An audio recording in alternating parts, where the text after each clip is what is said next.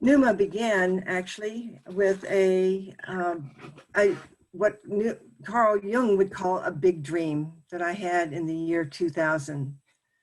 A big dream, you really don't realize what it is until it has to evolve me into understanding what the symbols meant.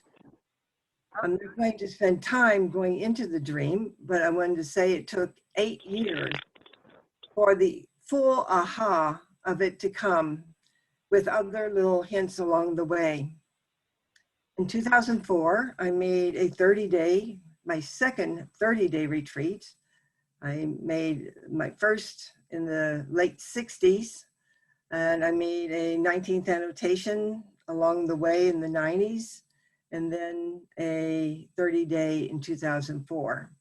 So I can attest to you that the exercises of the Ignatian spiritual exercises in either the 30-day format or in the format of everyday life brings different things to you at different times because you are different.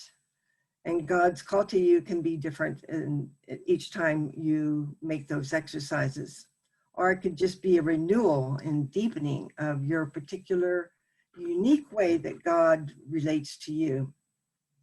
So after that 30-day retreat that I did in 2004, when I came back to Pittsburgh Theological Seminary, where I have been on the faculty and now retired as a faculty member, I wanted to teach a program in the continuing education department called Introduction to Spiritual Direction, with the beginning with a 5-day experience of the spiritual exercises, as well as reading and learning about them. That was followed by making a 5-day directed silent retreat, but with spiritual direction. And that was followed by Introduction to Spiritual Direction. And out of that, as often our vocations or the callings of God come through people, one of the participants says, I really feel called to be a spiritual director after this series. And I have awakened to this spiritual dimension of how formative this process has been. And by formative, meaning you experientially begin to experience not how God is working in you in a more deep and pervasive way. And that formation then leads to the sense of, I would like to help others do this as well. So she said, since I awakened to this PTS, I would love to have a spiritual direction program here, but there was none at that time. So it was through that invitation that made to the director of continuing education and to the dean of faculty that then allowed me to develop a program called a Spiritual Direction and Leadership Program. Its first 2 years of existence came in 2009. We had our first cohort, so we are now in our 10th year of a decade of the program being effective and having graduated just recently, our 4th cohort. Our first 2 cohorts were at PTS, and it was in a different format than it is now. It was people came Friday night, and some stayed over, especially if they came from a distance, they stayed at the seminary housing. And then all day Saturday, we had our program.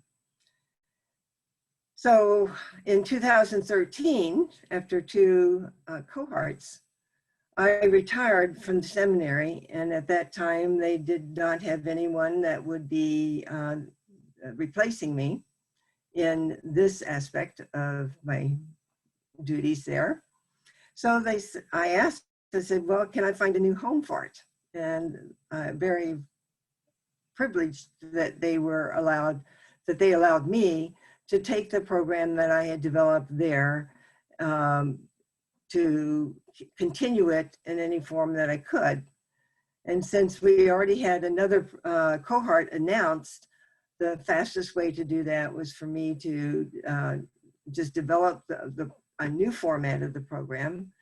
And then we became Pneuma Institute so that we could legally become an entity and be able to offer this educational, training, formative experience.